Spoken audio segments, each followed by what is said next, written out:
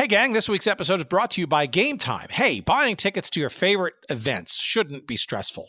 With killer deals on last-minute tickets and their best price guarantee, you can snag the tickets without the stress with Game Time. Download the Game Time app now, create an account, and use code GOODSEATS for $20 off your first purchase. Terms apply. Again, create an account, redeem the code GOODSEATS for $20 off. Last-minute tickets, lowest price, guaranteed. Download Game Time today. And now, here's our show. Welcome back to 549 right now. Opening day is tomorrow for the Asheville Tourists at McCormick Field. The first pitch will be thrown out at 7:05. And joining us this morning is Tourists owner Brian DeWine and Mr. Moon. Thank you both for being here. Thanks for having us. Glad to be here. Incredible. The season is getting started. Not a lot of returning players, but a lot of excitement. Yes. We got a few back from last year, whole new team, which is exciting. New players. Of course, Mr. Moon's back again this year, along with Teddy. Got a lot planned for this baseball season, so we're ready. What can fans expect? How are we going to get them pumped up? I mean, tomorrow is a big day. Big day. I mean, I really say tomorrow is the beginning of spring. Summer's right around the corner. School's almost out. It's just an exciting time. We got a lot planned for the ballpark. We got a ton of promotions all year round. Of course, tomorrow's Thirsty Thursday. Some new things at the ballpark. We got some good food there, of course, as always. Lots of beer, craft beer.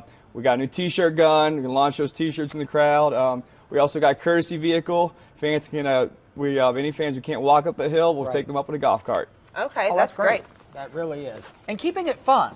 Yes. Even if the game gets out of hand either way, that's a big part of this. Yes. We have a promotion every single between inning. We do a promotion, giant underwear, like I mentioned, T-shirts, anything for the kids. Even if you hate baseball, this is the place to go and enjoy. All right. So talk to us a little bit about the players this year. Yeah. We got a few returning players. David Dahl is our returning star. He was the #1 draft pick 2 years ago. He got injured last year, unfortunately. Only played about 10 games in Asheville, but he is back, and hopefully we have him for the whole season. Maybe so if he doesn't move up. If he doesn't move up, yes. But that's the plan for them to move up. So if they move up, it's good. Well, that's the thing. And when you look at the majors right now, you see player after player who came through Asheville. Oh, yeah. The Colorado Rockies are filled with ex-tourists on their roster. Plenty of other players are there, and, of course, there's even some Super Bowl players who are ex-tourists. There you go. We talked a lot about Mr. Wilson. Yes. So this is going to be exciting for you guys and for the whole organization. Yeah. We love opening day. I mean, once September hits, we'd have a countdown clock in our office, and it's going and going, and now it only shows one number. Brian, thanks so much. Thanks for having me. Mr. Moon, awesome. I think you're one of the best characters in all of baseball. I really do. Flattering. You're very flattering to Mr. Moon. It's awesome. Smiling, look. See, I made him smile. I don't usually do that to people. Welcome to Good Seats Still Available, a curious little podcast devoted to exploring what used to be in professional sports. Here's your host, Tim Hanlon. Well, hello there, everybody. My name is Tim Hanlon, as announced, and it, of course, is Good Seats Still Available, the curious little podcast that is, as always, devoted to what used to be in the realm of professional sports. Thank you for finding us. Lots going on in the world. Lots of podcasts out there for you to choose from. Thank you for finding us and spending a few moments this week as we journey back into baseball. It's opening day now in the books, and the brand new enhanced, sped up, new ruled version of Major League Baseball now upon us. Pretty interesting stuff thus far. I think lots more interestingness to come as the year progresses, and a bevy of baseball conversations coming your way as the season progresses. And we're going to kind of kick off this season, if you will, with one of them. Our friend Ryan McGee from ESPN.com and various ESPN platforms is here with us this week. And we're going to be talking about his brand new book called Welcome to the Circus of Baseball. It's a conversation about his unique summer internship experience with the Asheville Tourists of the, this is back in 1994 it was, but they were at the time the minor league franchise of the Colorado Rockies, they also being brand new on the scene in that season of 1994. And minor league baseball, the South Atlantic League is where the team lives now, but it's had its various journeys, shall we say, through various leagues over its very long and very rich history. The South Atlantic League actually has had a couple of different incarnations. You may remember that in 2021, it was renamed, in the wisdom of Major League Baseball, the High A East League, which is about as warm and fuzzy as you're going to find in burlap sack manufacturing. It was in the South Atlantic League from 1980 to 2020 when the name changed, and they smartly, Major and Minor League Baseball, switched the name back to something much more memorable and much more frankly fun and nostalgic, renaming it again or calling it now going forward, again, the South Atlantic League. But we're going back to 1994 when it was firmly ensconced in the first version of the South Atlantic League. Actually, it was probably the second version or third version. It's had a lot of different versions known as the South Atlantic League. But 1994 was a very interesting time for baseball. We're looking at a Major League Baseball strike. For minor league baseball, in particular, getting a lot more attention. You had Michael Jordan playing his time in the White Sox minor league organizations, Birmingham in particular. All kinds of fun stuff. A lot of interesting spotlights uniquely on minor league baseball at the time. And Ryan McGee kind of stumbling through his post-collegiate career, trying to figure out how and what he could be and what he wanted to do. Journalism, being a part of the sports media, interviewing with ESPN back in the day, and perhaps the reason why he wound up taking this job, and just as you can imagine, the innumerable stories about literally being in the midst as a grunt work intern for a pretty well-known and well-revered and long-lasting minor league baseball franchise. And we get into all kinds of fun stuff. And it's all the kind of curious little side notes and situations and craziness that you might expect from a year or a season in the midst of high A minor league baseball. The clip that you just heard there was from actually a number of years since this story, but I thought it was kind of interesting to kind of tee it up. It's from WLOS TV, Channel 13 in Asheville, North Carolina, serving that whole region. And a lot of things going on in that clip, but even though the DeWine family, and this is the son of former Ohio Governor Mike DeWine, who was at the time and still is the team owner. Lots going on in this clip. You could search it up on YouTube, called Tourists Opening Day. This was from April of 2014. It's fun to watch because the mascot of this team, Mr. Moon, literally is on set there with the two reporters and Brian DeWine, the owner of the franchise. And it says nary a word, nods his head and kind of points in the general direction when asked a question. But this is also, an interesting thing about local TV news. As you heard the female anchor note very quickly, this was about 5:40 in the morning on a weekday, and not the first spot that these folks had to do on this morning telecast at News 13, the ABC affiliate there.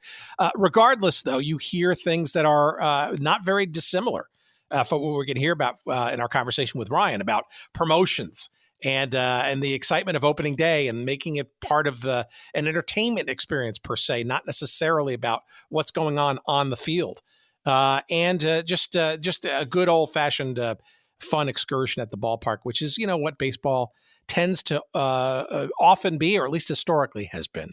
And we're going to get into all of that stuff. It's going to be Ryan McGee from ESPN talking about his intriguing journey with the Asheville Tourists in 1994. And again, his brand new book is called Welcome to the Circus of Baseball. It is, depending on when you're listening to the show, it is either available now or will be available the next day or two. I think we're dropping this episode on the 3rd of April.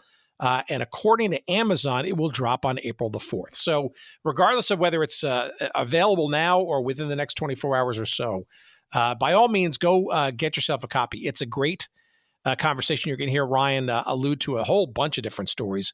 And it doesn't even do it justice because it's just story after story and great pictures in there too. Full color pictures that Ryan has saved from his scrapbook and injected into this book. It's a very fun read, and you will find it highly enjoyable. Of course, we encourage you to go to our website at goodseatsstillavailable.com. Just search up this week's episode, number 298.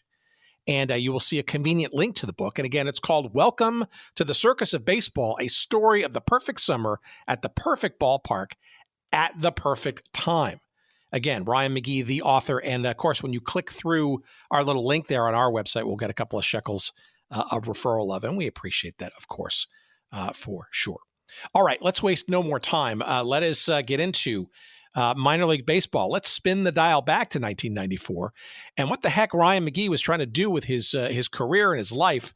Let's sort of set the table and try to get into what he was into. And by the way, we kind of start our conversation in and around NASCAR, which is wound up being a lot of the beat that Ryan has been focused on at his time at ESPN, a lot of other things too, like college basketball and all kinds of other sports, baseball and too. But we kind of get into a little NASCAR, and I geek out a little bit at my NASCAR fandom as well. But rest assured, we get into baseball pretty quickly. So please have a seat. And as always, please enjoy.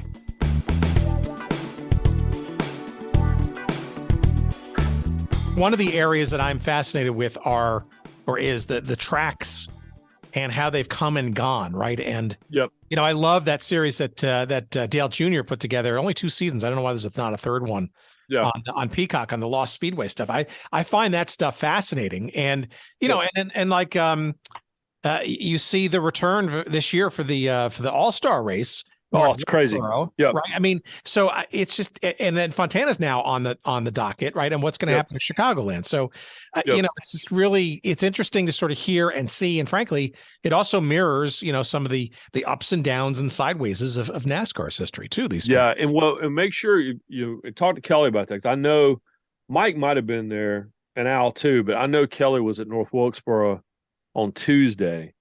They had a big test. A tire test for Goodyear, and Kelly was there, and but it's crazy. I mean, the fact that the place was closed. Yeah, and I was born in Rockingham. Well, and not to bend it back toward the book, but McCormick Field, where the Asheville Tourists play, they ran a handful of Grand National, now Cup Series races in the infield at that ballpark.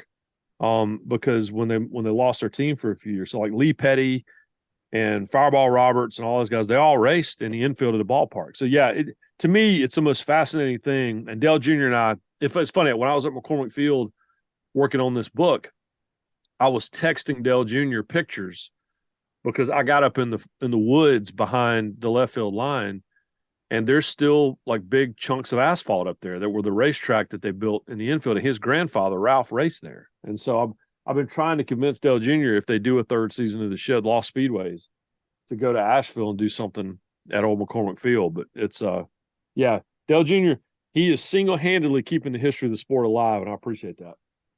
Yeah, I do too. And I'd love to get him on the show for sure to talk about that. I hope we could regale him and convince him perhaps outside the boundaries of the actual season. But I digress. And, any good words you could put in, if we do a good job with your conversation, would be certainly appreciated. Of course. I'll do it. Well, and I appreciate you making time for me. And the guy is Mike Davis. If you ever listen to or watch Dale Jr.'s podcast, yes. Download live from the Bojangles studio. Exactly. Well, Mike Davis is one of my favorite people on earth. And if you track Mike down, he will absolutely entertain the idea. So, well, let's entertain the idea of this story, because it's clear too that, I mean, from what we've described already. I mean, it's very clear. You sort of have that Southern twang in your voice, and the idea of say NASCAR racing and a minor league team in Asheville, and these things seem kind of almost sort of woven into your fabric, I think, of your youth. I'm guessing you grew up kind of as a sports fan. And I guess I'm curious as to how that sort of happened, and when did it sort of cross into the transom of, hey, I might be able to make this interest into some kind of job. Yeah, I grew up in a sports house. My father, in fact, I wrote a book a couple of years ago called Sidelines and Bloodlines, and I co-wrote that with my father and my brother. My dad's name is Dr. Jerry McGee. I just had lunch with him today, as a matter of fact. And Dad was a college football referee, but Dad was also a college baseball player at East Carolina. Was on an NAIA College World Series championship team. And I grew up on college campuses. My dad's day job was as a college administrator. And so we were a sports house. But if you grew up in the Carolinas like I did, we didn't have major league teams. You had the Braves down in Atlanta. You had, an NFL team in Washington, and that was kind of it. And so we were minor league baseball fans. And in a baseball house, we looked for baseball games to attend. And growing up in the Carolinas in the 70s and 80s and in the 90s, seemingly every little town in the Carolinas had a minor league baseball team. We lived in Shelby, North Carolina, which is a tiny town right on the edge of the mountains at the start of western North Carolina. And when I was a kid in the 70s, they had a minor league baseball team. They had a Class A team. It was the Shelby Pirates and then the Reds in the old Western Carolina League. And so, yeah, in my family, we were such sports nerds that we would look at the minor league baseball schedule and go, all right, Fayetteville has a team now, the Fayetteville Generals. Let's drive to Fayetteville. And it'd be 4 hours away. But we would go there because we were collecting ballparks. And so whether it was Fayetteville or Monroe, North Carolina, or Shelby, or Asheville, or Greensboro, or Gastonia, Durham, that everyone knows from Durham Bulls, we traveled the Southeast collecting ballparks when I was a kid, and that's where my love of minor league baseball came from. So how does that manifest, I guess, as you're growing up, going to school, ideating what a career or work or job or those kinds of things might happen? I mean, it's one thing to be a fan as a kid and obsess, which, arguably yours truly and all our other listeners in their own certain ways have done, and mine sort of is warped into sort of like whatever happened to. I'm glad, hopefully you don't sort of suffer from that similar malady. But so to give us a sense of what you're thinking and how you're ideating as you're growing up. So my dream came to me. I remember my father was an ACC, Atlantic Coast Conference college football official. And I had my first sideline credentials for a college football game when I was 12 years old. Like literally standing on the sideline with the camera that Santa Claus had brought to me, the Christmas before, and taking pictures of a top 15 matchup between the UNC Tar Heels and the Virginia Cavaliers, and got run over. That's prime impressionable youth period of time. Yeah.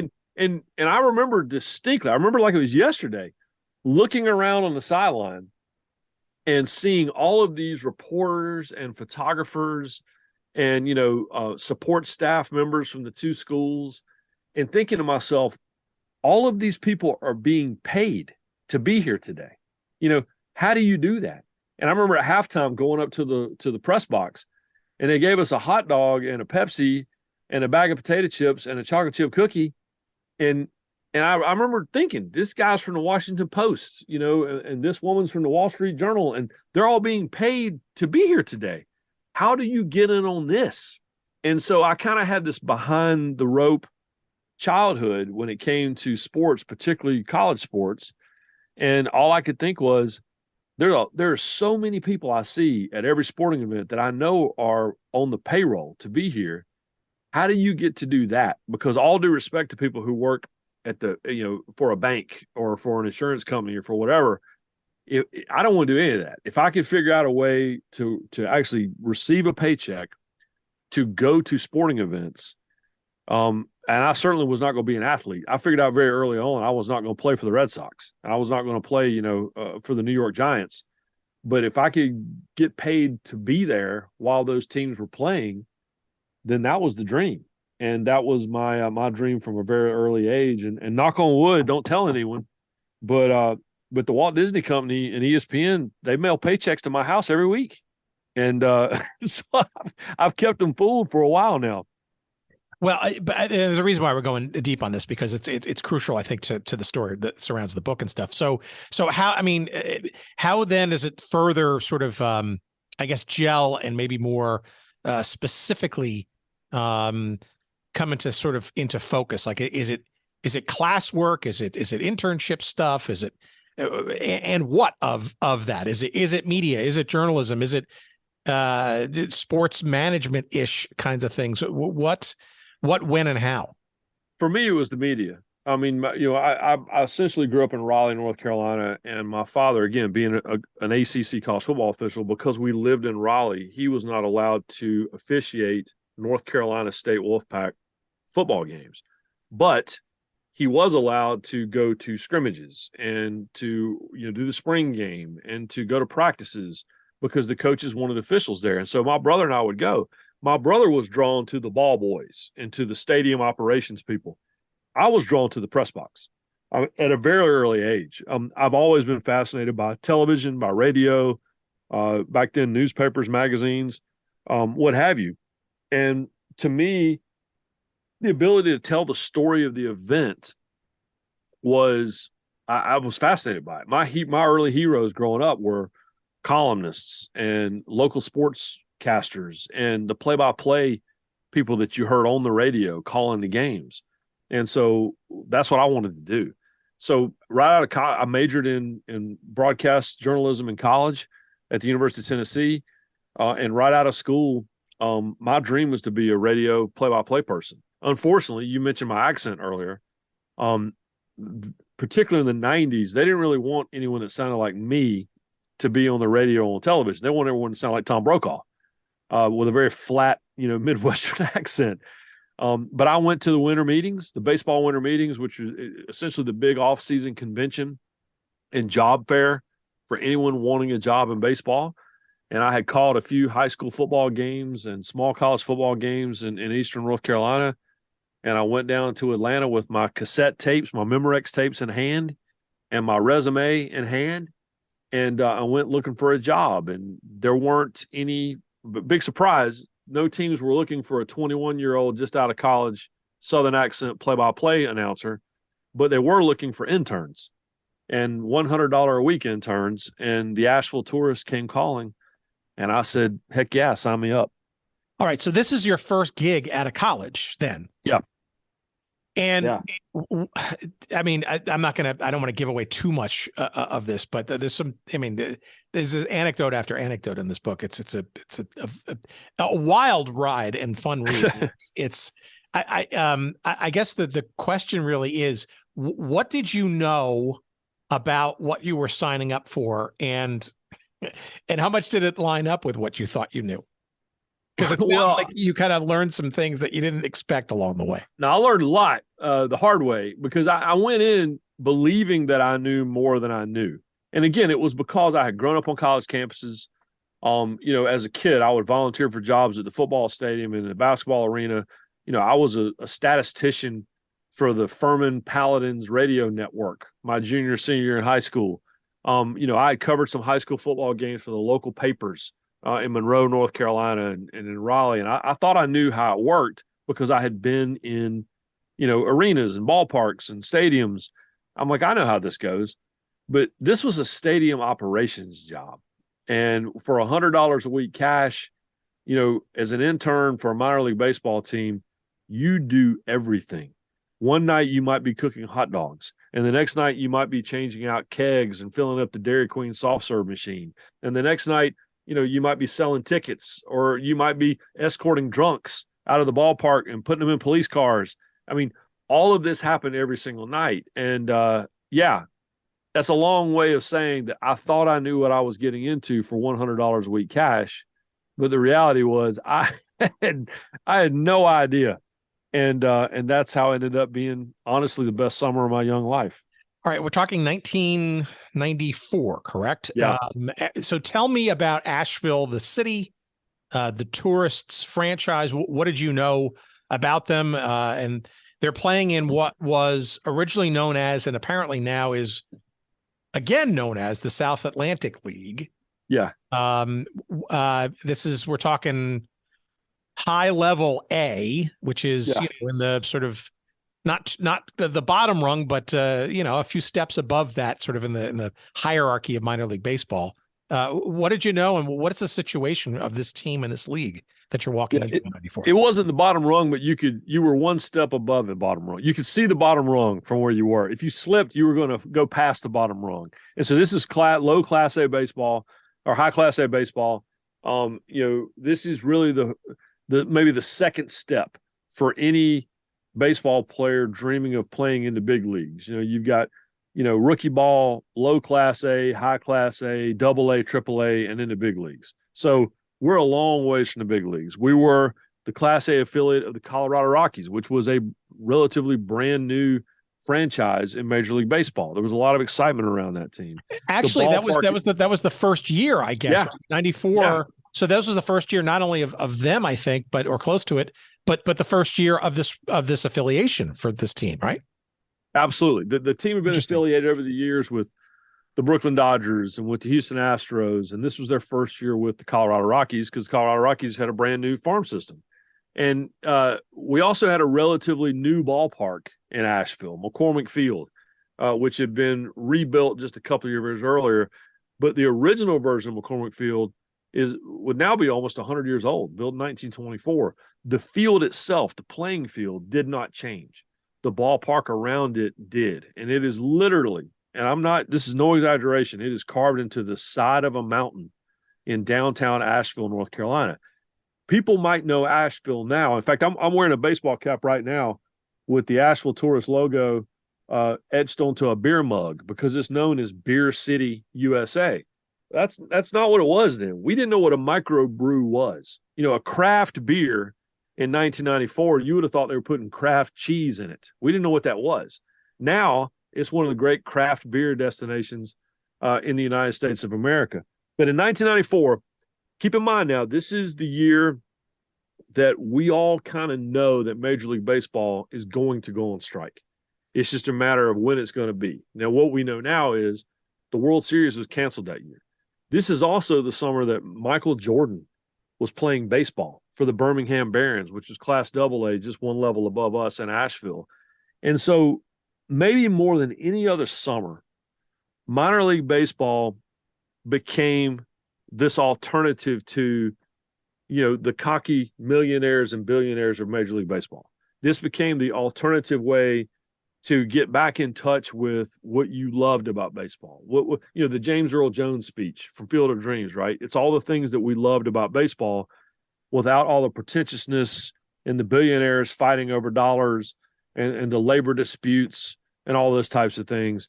And, you could get into a ball game at McCormick Field for $4 and maybe see the future big leaguers and, for $1 get drunk on Thirsty Thursday. And it was just, to me, it was the perfect encapsulation of what we call America's pastime when it comes to baseball. Because you could just sit in the ballpark at McCormick Field or like you can in any minor league ballpark, wear a T-shirt, drink a beer, eat a hot dog, and, have a good time. So in essence, the park has been rehabbed, if you will, relatively close to this, right? 92, I guess. This is about a couple of years before you should. That's right. But this is, I guess, consecutively, this is probably one of the, if not the, I think it's one of the longest or oldest continuous ballparks in minor league baseball's illustrious history, I think. Yeah, it's in the conversation. Yeah, there was a ballpark in Vermont, Centennial Field, home of the Vermont Lake Monsters, who recently lost their official minor league baseball affiliation. And so, yeah, the Asheville Tourists have been, living and playing in McCormick Field for almost 100 years now. And it's and that's what I loved about it.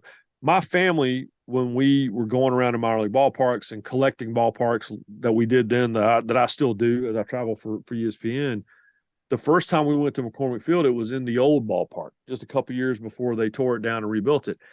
That ballpark was the same structure that was built in 1924. Was the same structure that was played in by Babe Ruth and by Lou Gehrig and by Jackie Robinson. And the field itself was still the same when I arrived in 1994. But you could still, even after a couple of years, you could still smell the paint, from that brand new ballpark that was built, that concrete ballpark that was built in the side of that mountain that surrounded that amazing historic field. So, yeah, it's I always say this, and you'll appreciate this. my ultimate measurement of how great a sports facility is what does it feel like when it's empty? When you go into Wrigley Field when it's empty, it you can feel it. You get your chills, right? You can feel the ghost. You go to Lambeau Field, right? You go to Fenway Park. For me in motorsports, you go to the Indianapolis Motor Speedway.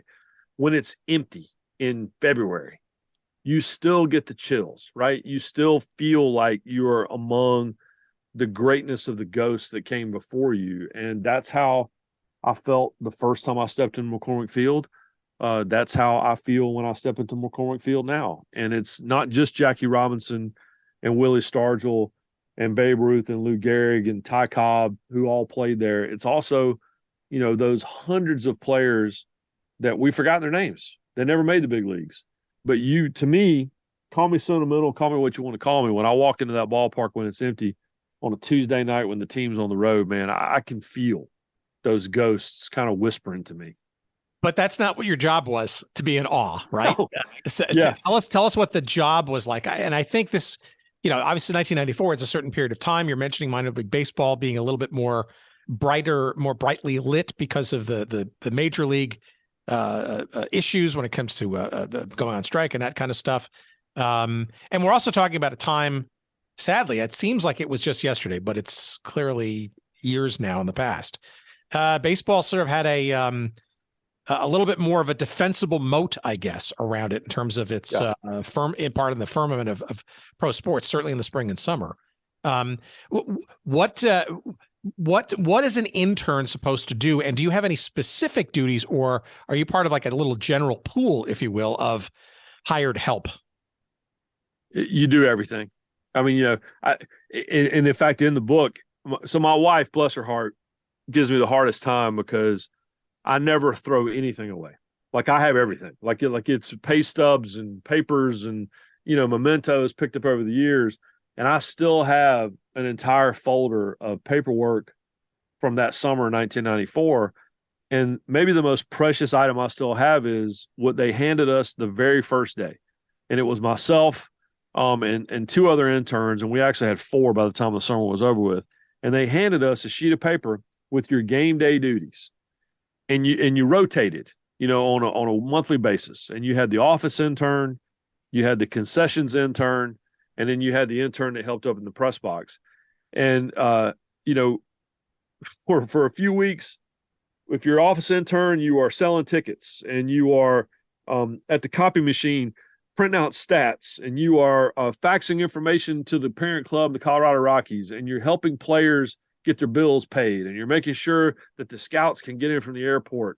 And then if you're the concessions intern, you're changing kegs in the cooler, and you're making sure you thaw enough hamburger patties and hot dogs for that day. You're mixing a snow cone mix, which, by the way, if anybody listening with little kids out there, do not give your child a snow cone past the fifth inning of a baseball game, because let me tell you the deal. You take a empty gallon milk jug, you put the hottest water you can possibly get into it, you put a pound of sugar into a 1 gallon milk jug, and a tiny little packet of some sort of flavored powder, be it grape, blue, cherry, whatever, and you mix that up.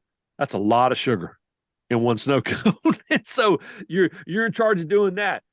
But no matter what your job was at the ballpark, and it changed on an almost daily basis, everyone's job included at the bottom of that list of everyone's list of duties was tarp.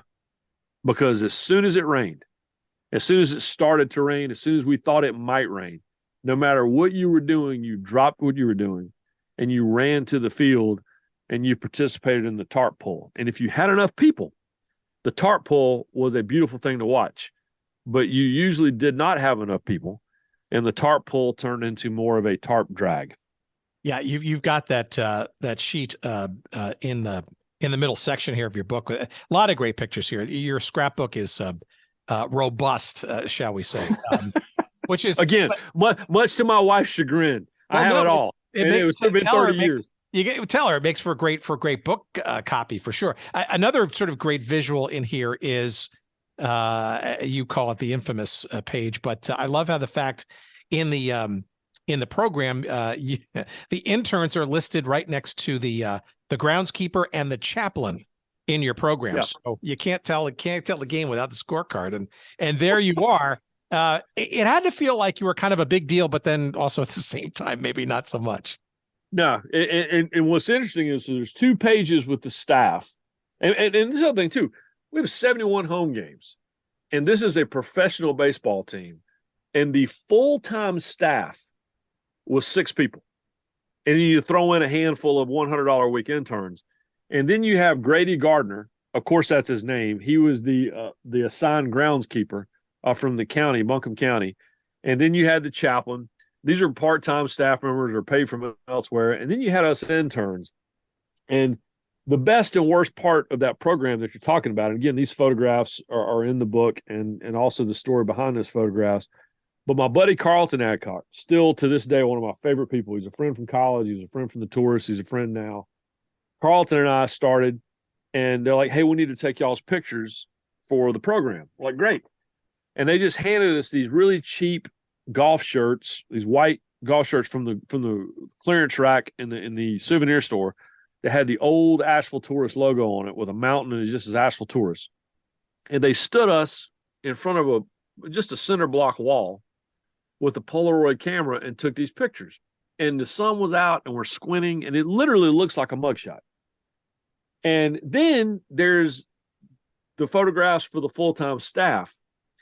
And it was sponsored by Glamour Shots. And for you youngsters out there that don't know what Glamour Shots is, you used to be able to go to the mall, the shopping mall, and Glamour Shots, you would fork over some money, and then they would fix your hair up, and they put too much makeup on you, and they would put like a soft light filter on you, and they would take your picture. And everyone looked like a marshmallow, in these Glamour Shots pictures. Well, Gary Saunders, who is the assistant general manager and a fantastic salesman, he got to deal with Glamour Shots. So the full-time staff had their pictures taken with Glamour Shots. Meanwhile, Carlton and I look like we just murdered someone and we're on the lam from the law in our pictures. And so, yeah, I can't decide what's worse.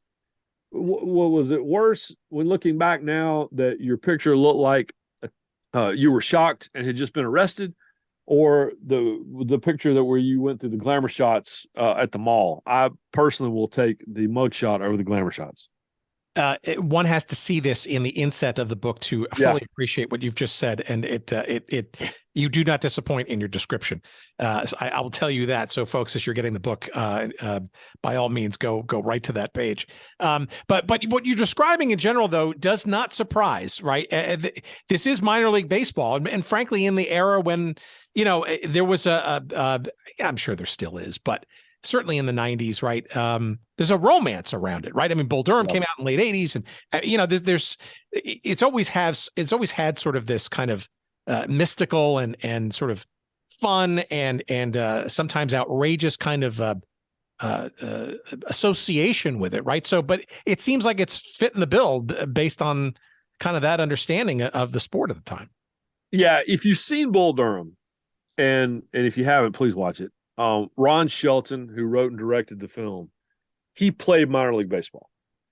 And I know that because I've read his bio and I've read his books, but I also know that because there's no way he could have possibly nailed the feel of the ballpark and the characters in that ballpark like he did unless he had experienced it. And I think a lot of people watch Bull Durham and assume that it's overcooked, right? That it's caricatures. There's no way that the play-by-play guy sounded like that. There's no way they did the tobacco growers of Eastern North Carolina cash drop from a helicopter. You think there's no way there's a Millie hanging out in the ballpark just waiting to hook up with ball players. It's all for real. Like it all happens not just in Asheville with the tourists the summer that I worked at McCormick Field, but right now in every minor league ballpark, more than 100 of them around the country, you name the town. Whether it's Winston-Salem, North Carolina, or whether it's the Rancho Cucamonga Quakes, every ballpark has this cast of characters. And I was so excited with this book to be able to bring these characters that I experienced and mingled with and fell in love with to life. I write it in the book. I remember when I was in college and The Simpsons was kind of a new thing. and there was a poster that had every single character from The Simpsons, like hundreds of them in one poster. That's what a minor league ballpark is like. And you think there's no way these people exist in real life, but the reality is they do. And you know, I lived in and among them. And when I'm in minor league ballparks now, all due respect to the players on the field, where I'm looking at, you know, who's shagging the foul balls and who's serving the hot dogs and who looks like they slept underneath the grandstand last night. Because to me, those are the people that really make minor league baseball. Well, I want to get to that angle in a second, but I do also, though, want to kind of focus a little bit on the players. I mean, you have a perhaps unwittingly kind of a poignant, if you can call it that, photo in here of the, I guess at that moment in time when the pictures were taken, right? Which speaks to what I'm going to get to. Lineup of the roster of the team of the Asheville Tourists in 1994. That one, by the way, sponsored by Liquidation Barn, but that's a whole. So which is a kind of ironic in and of itself, because, you know, it's like, hey, you're getting rid of stuff, you're getting rid of people, you know, I'll think of Liquidation Barn. But you do say in your little sticky note there here in the book that only 3 of the 24 players ever made it to the big show. And I guess that's not uncommon, but it really kind of does put the sort of playing aspect of this in perspective, doesn't it? Yeah. And those are the 24 players you see in that photograph. By the end of the summer, I think there had been another dozen players that were on the roster at one point or another. And yeah, only 3 of those players made the big leagues, and really only 2 of them stuck. You know, we had a couple of major leaguers that were coming down on rehab, and they played some games in the big leagues. But in that team photograph, you see Edgar Velasquez, and he eventually changed his name to Edgar Clemente. He was Roberto Clemente's nephew. And he only played in the big leagues for a minute, you know, a cup of coffee, as the players like to call it. And then John Thompson, who was a pitcher, and any Atlanta Braves fans listening will remember John Thompson. He was a key member of some of the successful Braves teams, you know, a decade later. And then Jamie Wright, and we're talking about Bull Durham. You know, Bull Durham, of course, the great character Nuke LaLoosh. Jamie Wright was our Nuke LaLoosh. You know, he was what we call the bonus baby. He had signed a big signing bonus with his contract as a first-round draft pick of the Colorado Rockies. He was a can't-miss prospect, you know, coming out of high school in Oklahoma City. He turned down some college scholarships in order to play professional baseball. And Jamie knocked around the big leagues for more than a decade, you know, as a middle reliever, but had to fight for it. And so even this can't-miss prospect that we had been told would be the next Roger Clemens, you know, Jamie had to, slug his way out through the big leagues for a dozen years before, you know, and by no stretch was a Hall of Famer. And I never came close to a World Series ring, but grounded out during the big leagues forever. So yeah, that to me it's interesting too, because, you know, keep in mind, I was right out of college. So the players on this team at the first rung of the minor leagues, we were the same age, but we were never close because, you know, they were professional athletes and I was a $100 a week intern. And there was kind of a natural moat that was built, you know, dug between the two of us. And what's been interesting when I was working on the book was reaching back out to Jamie Wright and Keith Grunwald and some of the players that were on that team. And, you know, our reaction was, man, we should have hung out back in the day. But that just didn't feel like that's what it was. And a lot of that had to do with, you know, the rift that existed between, you know, the players and everyone else in Major League Baseball.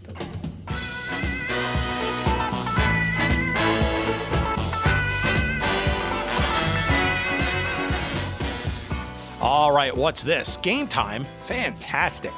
Hey, buying tickets to your favorite events shouldn't be stressful. With killer deals on last-minute tickets and their best price guarantee, you can snag the tickets without the stress with the Game Time app. And I will tell you, the Game Time app has gotten me out of a couple of jams on more than a few occasions. I'll tell you, a couple of weeks back, I travel fairly often for work. I was stuck in New York. I had dinner plans fall through during a business trip I was leaving the next morning, but had some time on my hands. And what's a sports guy like me to do? Well, scouring around to see if there are any events going on. And sure enough, the Knicks were playing the Nets at home at the world's most famous arena. So about an hour before the game, I fired up the Game Time app and found a decently priced ticket. I won't tell you what the people around me paid for their ticket, but it certainly wasn't nearly as expensive as theirs. And I got to watch the Knicks in a rare moment of amazingness kick the snot out of the Nets. But that's Game Time is the place to get your last-minute tickets. They've got a tremendous set of deals, flash deals they call them, and last-minute tickets. They're easy to find and buy for just about every kind of event you want, sports and entertainment and music, that kind of stuff. The images, the seat views are just perfect. They're great. That's always like the big conundrum when you're looking at a seating chart. You have no idea where you're going to be, what your view is going to be like. And Game Time's got probably the best imagery that I've seen of any of the ticket sites out there. And of course, they've got a lowest price guarantee, including event cancellation protection. So you know you're going to be covered in case. As a matter of fact, that the Game Time guarantee means that you'll always get the best price. And if you find tickets in the same section and row for less, Game Time will credit you 110% of the difference. Don't believe me? Try it for yourself. Download the Game Time app now, create an account, and then on us, use the code GOODSEATS for $20 off of your first purchase. Again, that's the Game Time app, and it's also you can check them also out at gametime.co. But get the app, download the app now, create an account, and use the code GOODSEATS for $20 off your first purchase. Terms apply for sure. Last minute tickets, lowest price, guaranteed. It's Game Time. Thank you, Game Time, for your sponsorship of this week's episode. And now, back to our conversation.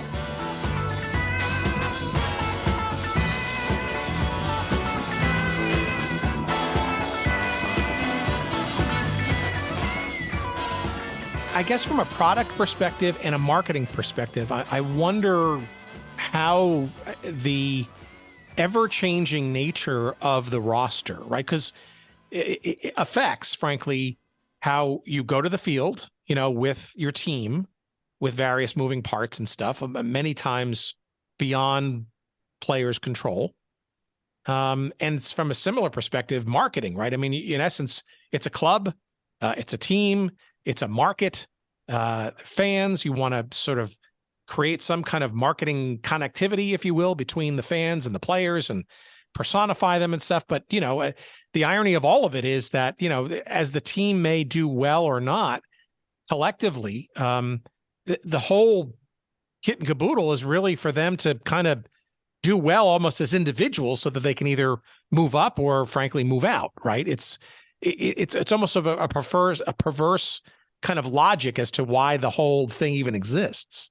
Yeah, and it's weird. And it's funny because over the years, as I have known guys who played in the minors for years and who became big leaguers, I mean, colleagues of mine at ESPN, and they express a degree of frustration that when they would get to the end of a minor league season and they had a chance to win a Southern League championship or a South Atlantic League championship or a California League championship, and they would be frustrated by their teammates because their teammates weren't worried about winning games. Their teammates were worried about getting 3 hits that night because they're trying to make the jump to AA and AAA and eventually the major leagues. And so, yeah, it's a weird thing. But as a team, if you're the Asheville Tourists, what you're trying to do is you're trying to sell the Asheville Tourists. And if you have, a major league player or a can't miss prospect, then you promote them as much as you can. And that summer, the Birmingham Barons had Michael Jordan, which was the easiest promotion of all time. But, in the end, you're pushing the team and you're pushing civic pride. And this is our team. You really, it's almost like collegiate athletics, in college athletics, which is what I cover primarily in my day job. The University of Tennessee or Notre Dame or Southern California, they're selling laundry, right? They're selling the team. They're selling the colors. They're selling the mascot. They're selling, this is your school. they can't really sell the athletes because they only have them for a limited time. Even the greatest college athletes are only there for 3 or 4 years. And in minor league baseball, if you catch a hot one, and let's say you're the Greensboro Hornets and you have Derek Jeter, then you promote him when you can. But the also reality is he wasn't Derek Jeter yet, right? He was 3 or 4 years away from being the captain. He just was a 20-year-old that was playing in minor league baseball. So, from a marketing perspective, you're selling the team, you're selling the ballpark, you're selling promotions, you're selling a good time. It's a lot easier for the Asheville tourists to sell that the Blues Brothers act is going to perform during the game tonight than it is trying to convince you that this shortstop that we have, maybe one day might be a big leaguer. So it's the experience versus the play and how well the team is doing. And you're selling baseball, right? Well, the team is doing well. That's stars. The team's doing well. It's an extra. It's a bonus, right? Exactly right. And it's now we had moments like Darren Holmes, who was the closer for the Colorado Rockies, was an Asheville native. And when Darren Holmes, who in 1993 had finished in the top 5 in the National League in saves, Darren Holmes was on injury rehab. And instead of going to Colorado Springs or going to Visalia or going to one of the other Colorado Rockies affiliates, New Haven, Darren Holmes requested to go to Asheville, which was way below his station. But he asked to go there because that's where he was from. And so when we had Darren Holmes on the Asheville Tourist roster for a few nights in the summer of '94, we absolutely promoted that. And we sold a lot of tickets off of that. But the reality is, the other 68 games that year, what we were selling was you can get a cheap beer and you can get a cheap hot dog. And you might get to see, Captain Dynamite explode in his coffin of death. We're going to give you some sort of entertainment. And along the way, if you get to see some guys who end up playing for the big leagues, then that's just a bonus. Yeah, we had Jesse Cole here on a couple of weeks back on the Savannah Bananas sort of story, and that's sort of like the ultimate expression of that. I mean, it's almost like they've taken, and successfully so, and uniquely and brashly so, let's dispense with the formalities of a quote unquote league and players who you're never going to remember or see again, and just let's go all in and put down all the chips on the experience. And by the way, while we're at it, let's also expand and change and make more fan friendly, even the rules and what the product is going to on the field is going to be. Yeah. And it's funny too, because I have a teenage daughter. I live in Charlotte, North Carolina. We have a fantastic AAA team here, the Charlotte Knights. I've been a season ticket holder my entire adult life. And when my daughter was young, the baseball game was that was the sideshow. She wanted to go to see the Superstars, which are all these characters in these inflatable mascot costumes. Or she wanted to go to see Homer the Dragon, the home mascot. She wanted to go to see those things because that's what minor league baseball is. And that was part of what was so amazing about the summer of '94. We had a guy who was an Elvis impersonator who referred to himself as Elvis himselvis.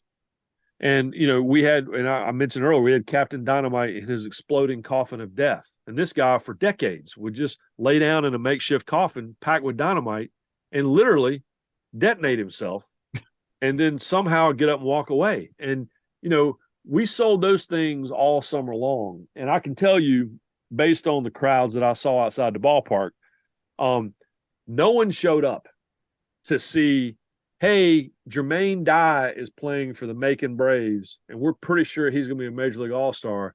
You should come see him, even in Braves country. That was not a selling point at all. But if Jermaine Dye happened to be playing on the same night that Shelley Fabre was coming into town from the sitcom Coach, and Elvis's old girlfriend, to throw out the first pitch, then we get a crowd. So, we're selling the event and the experience of baseball. And they still do in the minor leagues. They everywhere you go, the promotions are what sells. Fireworks, that sells, right? Giveaways, that still sells. Some sort of entertainment between innings, that still sells. And Savannah Bananas have taken that and multiplied it by 1,000. All right. Well, two prongs there. One, how do the players feel about that? Because, if you're trying to make the show, you're just out of, you're at a rookie league, you're moving up, or worse, you're coming down for, some rehab and that kind of stuff. I'm wondering if you're ever going to get a chance to get back up. It's got to be a little disheartening to know that you're not even the sideshow for this kind of thing. But what the coaches will tell you and what the scouts will tell you is that teaches focus, right? If you have the ability to focus and to go 3 for 4 with a couple of doubles or strike out 12 on a Tuesday night in Columbia, South Carolina, in front of 300 people when no one's there to see it, if you can focus on that night, then you absolutely will be able to focus if you're pitching for the Cardinals against the Reds at Busch Stadium, right? And so if you have the ability to focus in those situations, then that probably will tell the people who are ultimately going to decide whether or not you get to be a big leaguer, that you have the wherewithal to be a big leaguer. And if you have a terrible night, in front of that crowd, but then you come back a couple nights later and bounce back, then that really tells them who you're made of.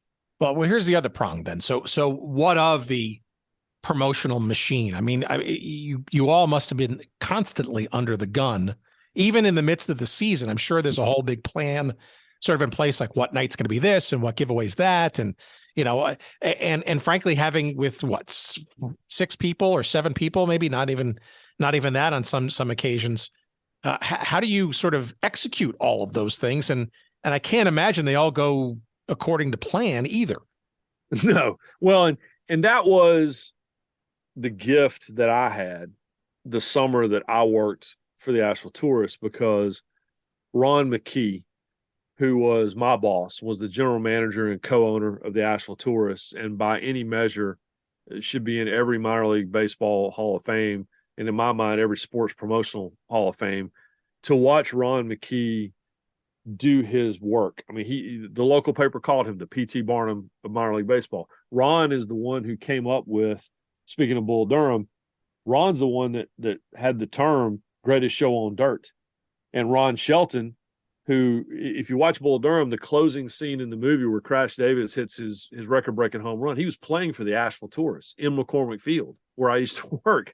And when Ron Shelton saw that saying over the door, greatest show on dirt, he took that with him and used it in the movie. And unfortunately, Ron McGee, my boss, didn't have it trademarked. What he did have trademarked was Thirsty Thursday.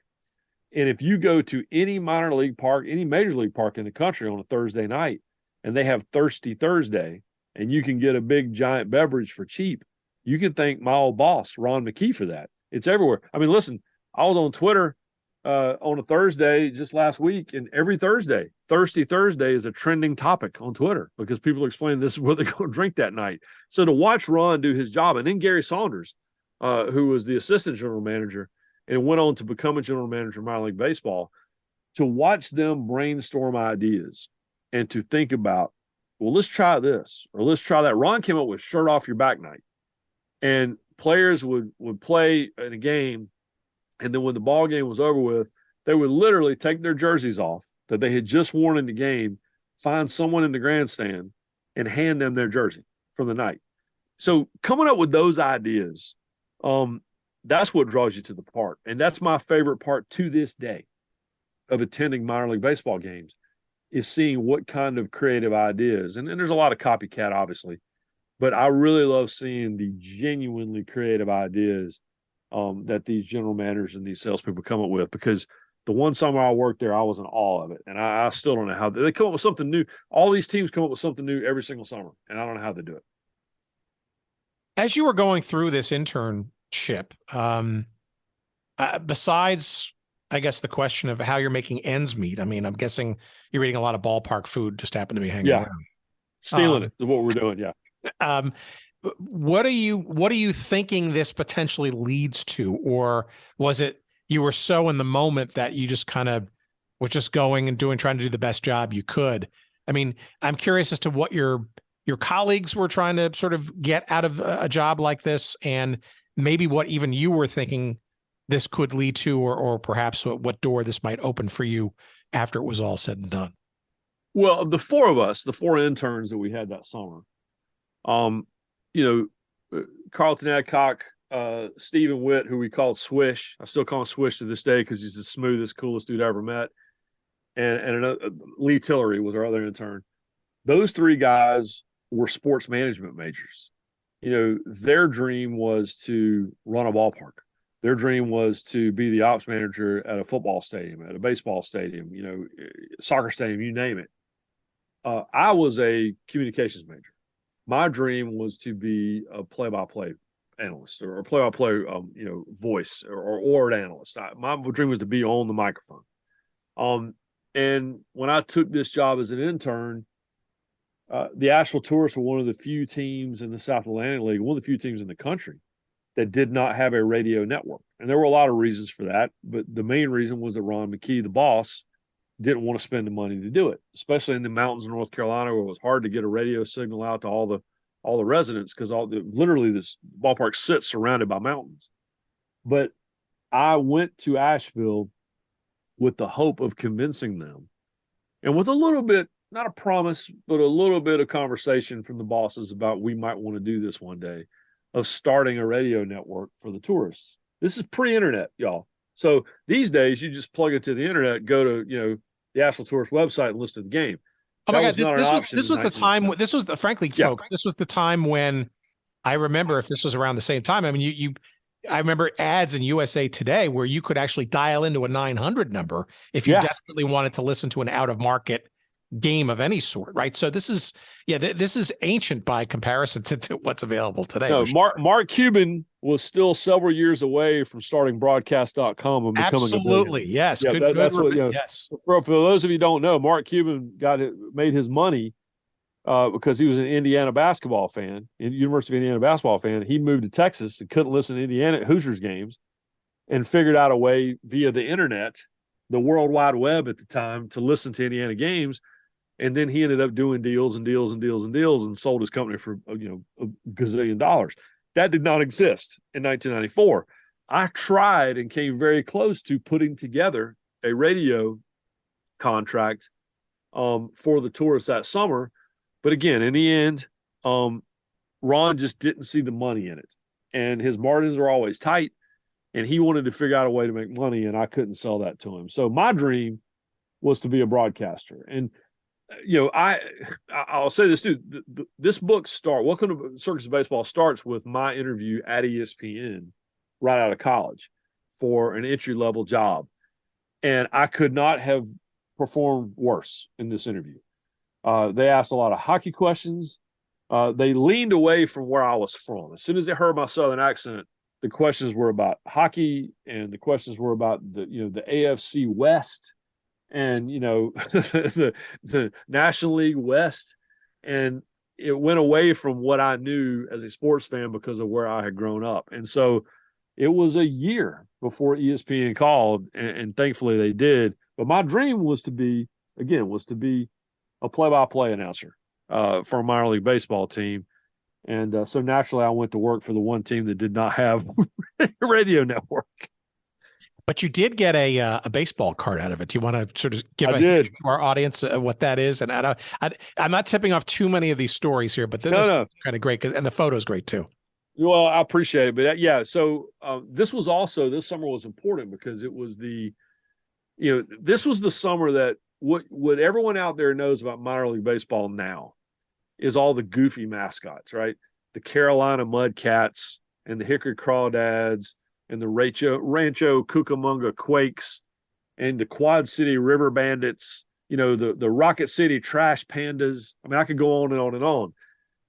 1994 was really the dawn of that. And so the Asheville Tourists had no interest in changing their mascot name, but they did change the mascot itself. And they came up with, again, this was Ron and Gary Saunders, they came up with Ted E, middle initial E, Tourist. Ted E. Tourist, a bear, because we're in the mountains of Western North Carolina and there's a lot of bears. And Ted E. Tourist was a tourist. So Ted E. had a Hawaiian shirt and sunglasses and carried a suitcase with stickers all over it from all the places he had visited. which, by the way, was full of cookies from the local grocery store chain that kids could have during the game. And we had a local actor, Jack, who was a very serious method actor from the local, acting troupe. Perfect. And he took it a little too seriously. Daniel Day-Lewis had been in Asheville just a couple years earlier shooting Last of the Mohicans. And I blame Daniel Day-Lewis for Jack being way too much of a method actor when he's doing Ted E. Tourist. But Jack did not show up for photo day. And this was really the second or third day that we had the team in town. The Asheville Tourist team had reported from spring training from Arizona. And this is a big day. It's photo day. We're taking the team photo, which is in the book, and we're taking the baseball card pictures. And we're waiting on Jack the actor. And he never shows up.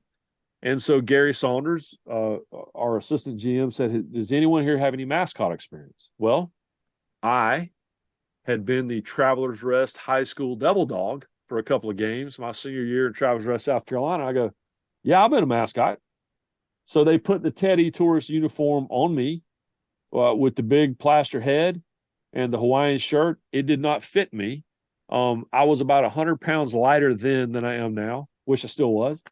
And Jack was much bigger than I was. So I got my baseball card picture taken. And so I still framed, literally sitting here talking to you right now, I'm looking at it framed over my desk, the official Fleer baseball card of Ted E. Tourist. And that's me, clearly wearing a costume that is way too big for my very lean body, and striking a Captain Morgan pose with one knee cocked in the air. And so my dream, everyone's dream is to be on a baseball card, right? And I'm in there. You have to take my word for it that it's me inside that bear head. Yeah, well, you look good doing it for sure. Thank you. I appreciate that. I give you credit for that. So many more things we could do it, and the book is just chock full of stuff, and it's great, and we'll promote the hell out of it for sure when we get this episode up. But let me just sort of maybe cul-de-sac this with. So I know it's kind of hard to do, but the denouement of the story though winds up getting you back to actually to ESPN, and you've done more than your fair share of you've had more of your fair share of success at ESPN to date.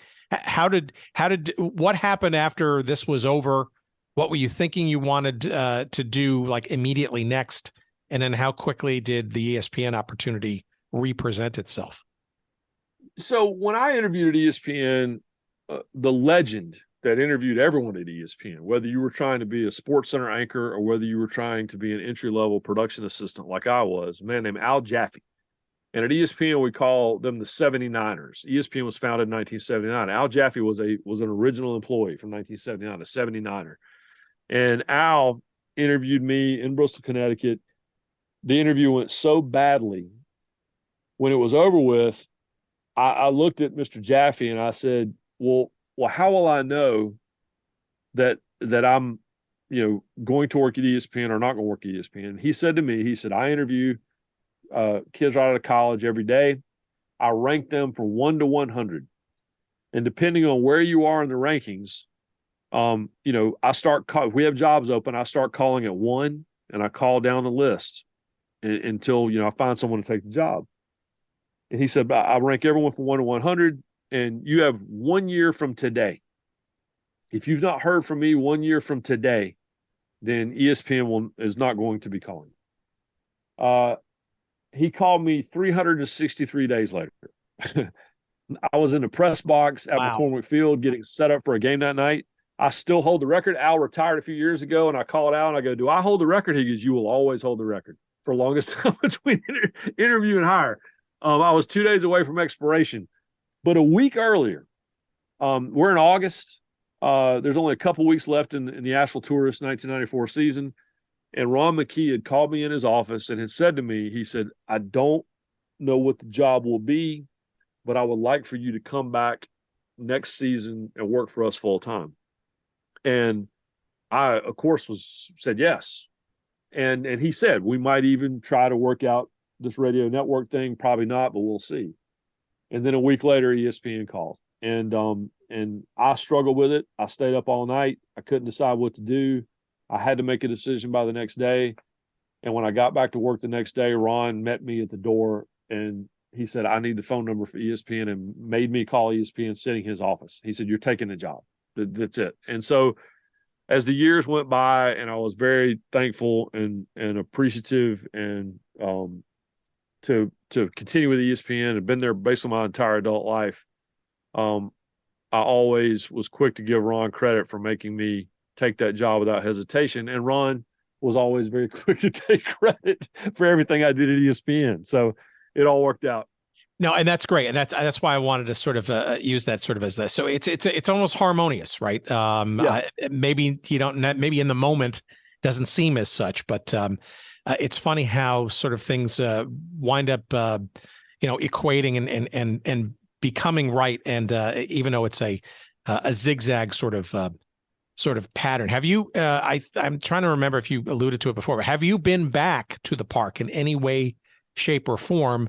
And or will you, as this book now sort of hits mainstream release? I've been back to McCormick Field a handful of times. My daughter, who is, she's 18 now, about to go to college.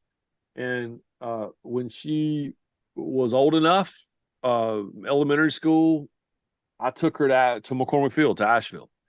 And I walked her all over the place. Said, this is where Dad was almost killed by the tarp. And this is where Dad was almost killed by the Dairy Queen saucer machine. And this is where Dad, used to mix the snow cone blue juice. And I walked around the ballpark, and we've been back a couple times since. But I'm so thankful for the support from the Asheville tourists, because the team has been bought and sold twice now. Ryan McGee and the co-owner of the team, they sold the team years ago. But the current general manager of the team, Larry Hawkins, was an intern just a couple of years after me. And Larry is really quick to include me in everything. And so as we launch the book in early April, they're going to have me back at the ballpark. I'm going to get to throw out a first pitch. I'm a little nervous about that, because I used to hand the baseball to people and say, all right,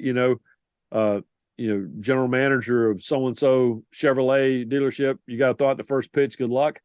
But yeah, they've been very supportive, and so has everyone that I worked with at the ballpark. Honestly, so Thomas Wolfe, who famously wrote "You Can't Go Home Again," that was about him writing a book based on his childhood in Asheville, and then making everyone mad in Asheville because they didn't like how they were portrayed in the book, and he couldn't go home again. And as I wrote this book, I thought about him a lot. The home he grew up in was just on the hill above McCormick Field. I thought about Mr. Wolfe a lot, because my biggest goal here was for everyone to understand how much I love the tourists, how much I love minor league baseball, how much I love McCormick Field, but especially how much I love the people I work with. And so as I have sent the book out to all of those folks that worked in the ballpark, that's been the most nervous I've been, is to wait and see how they felt about the book. And knock on wood, they seem to have liked it so far. So I think everyone else will too. All right, last question, and I'm going to let you unabashedly promote. We have to ask the question, and we've in all of our various baseball conversations over the last year plus now.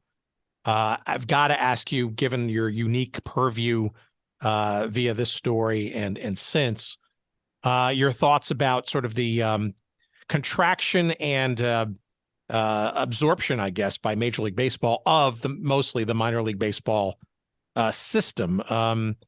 I frankly, I feel a little more than wistful and a little bit more towards the negative side of that. But what are your thoughts, given you kind of worked during the heyday, if you will, of some of the zaniness and the biggest spotlight of the minor league version? Good, bad, indifferent? What are your thoughts about the state of minor league today and in respect to Major League's oversight? I hate it. I hate everything Major League Baseball is doing in the minor leagues right now. I feel like they've taken advantage of the minor leagues that were crippled by 2020. It's a sport that is 100% reliant on the turnstile, on ticket sales. And in 2020, not a single minor league baseball game was played in the United States because of the pandemic.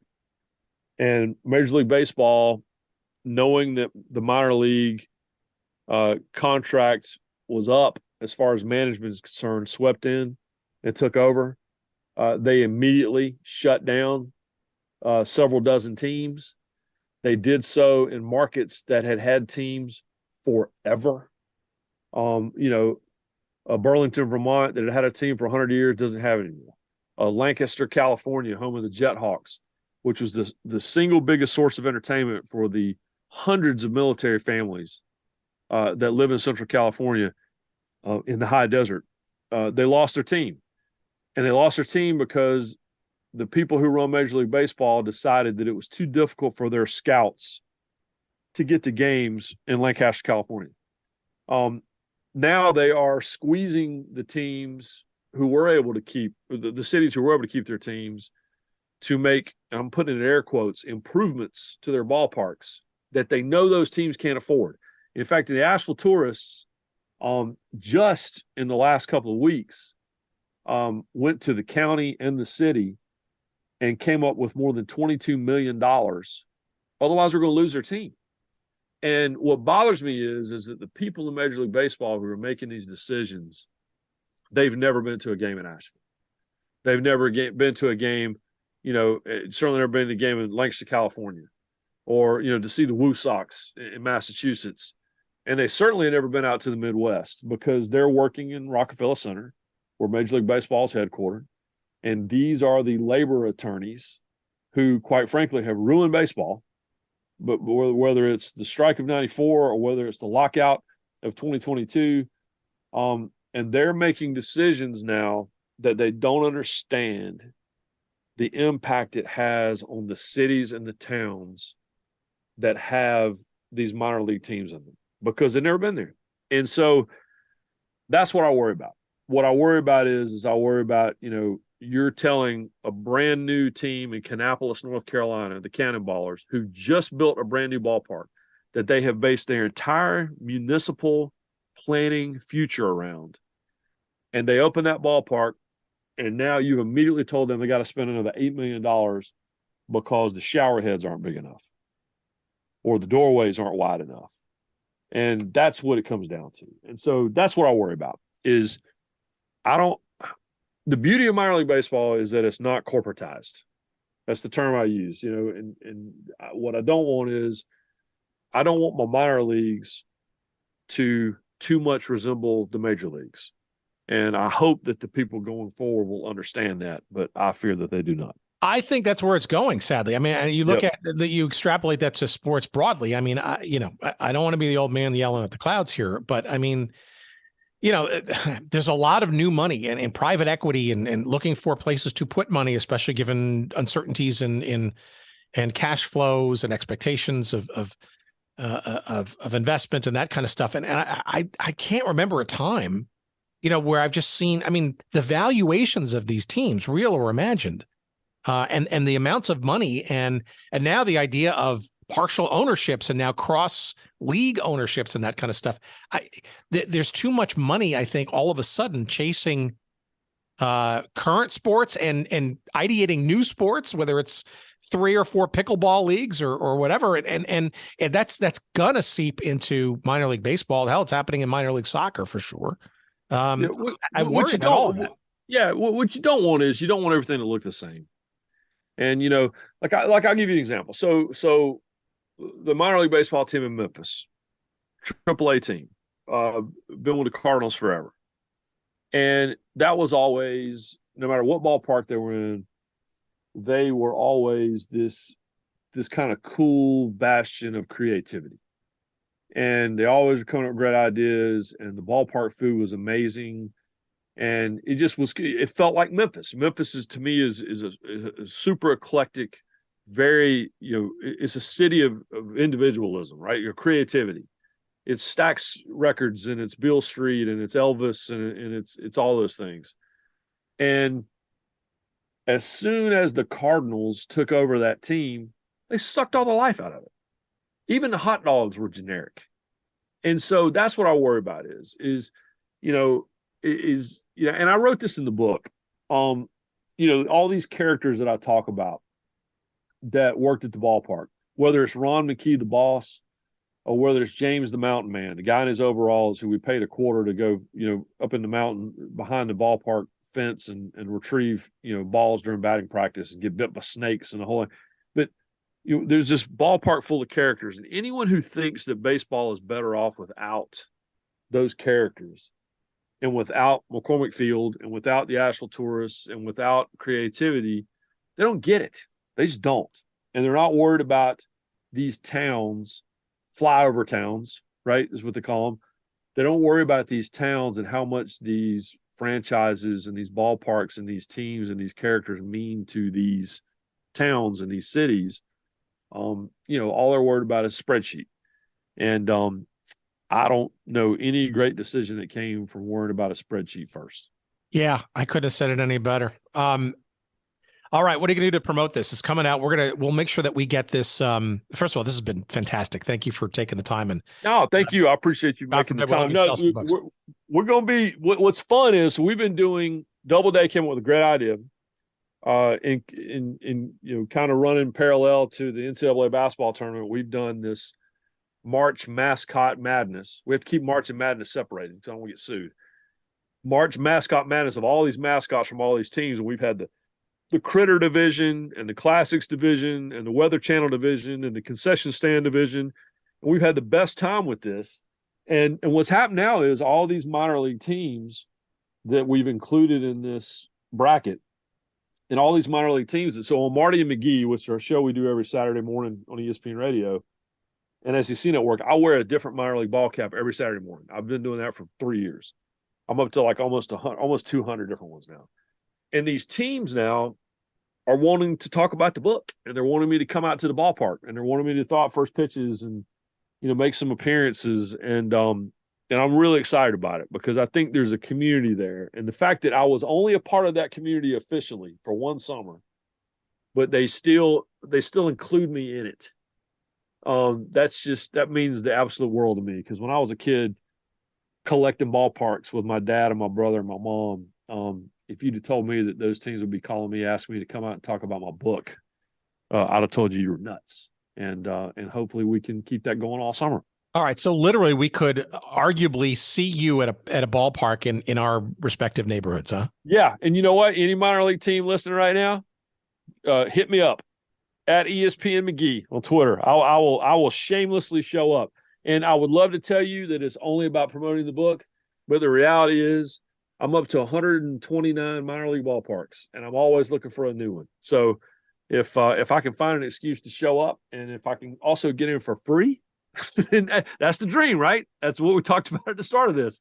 The whole point was to figure out a way to go to ball games and get paid to do it.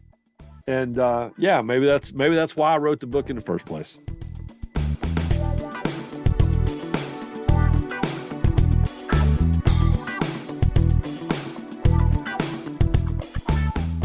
All right. Our thanks to Ryan for a wonderful conversation. And my, oh my, this is a fun book to get and absorb. Just drink it all in. It's got great photos. It's got tons of great stories. And if you're looking for sort of the proverbial essence of what minor league baseball behind the scenes was like in the early 90s, arguably when minor league baseball was pure a thing, and less sort of corporatized as it is now.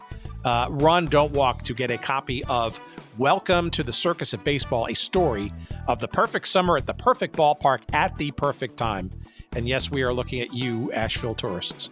It is available wherever fine books are found, and it is a great read. You will enjoy it. It's a great way to sort of gear shift your way into the arrival of baseball this season. It's published by Doubleday, and like I said, available wherever you find books. Of course, you can go to our website at goodseatsstillavailable.com, search up this episode number 298 with Ryan McGee, and you will find a convenient link to that book. You can get the hardcover version, the Kindle version.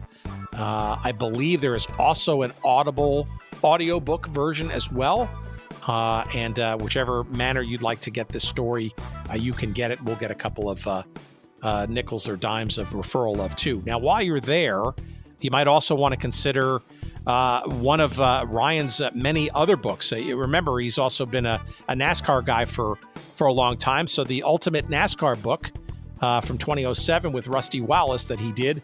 He's got some other great books too. The Road to Omaha, which is his sort of College World Series history book that was out from about 10 years ago.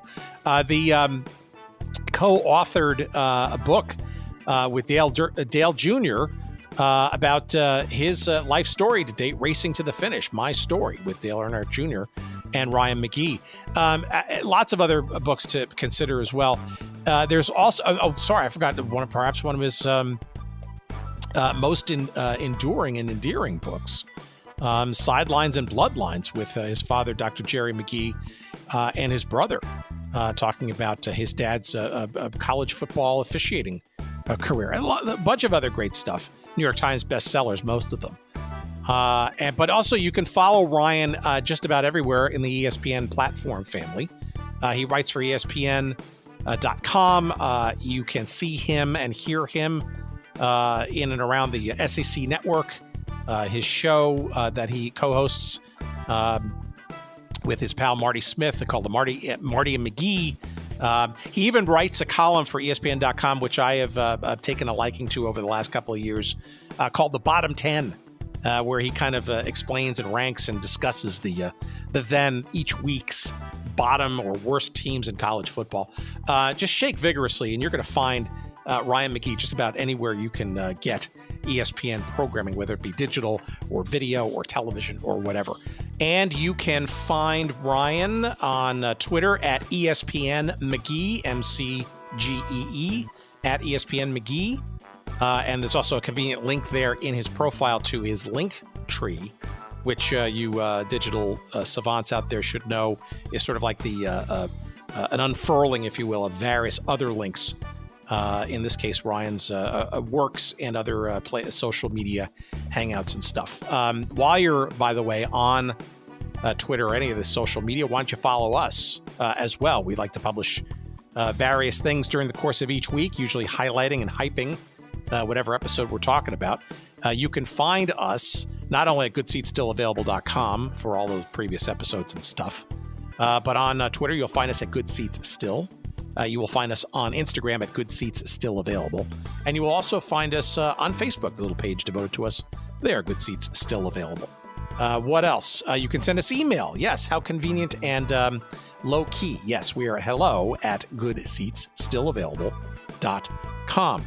And what else? Our thanks, of course, to the one, the only. They're not booing, they're yelling, Jerry Payne Audio Excellence. Once again, excellence to be had this week. Thank you, kind sir. And thank you, kind listener. Always appreciate your support of the show. Lots of great content coming your way in the next couple of weeks. Stay tuned. Hopefully you'll be glad you did. Until then, take care and be safe.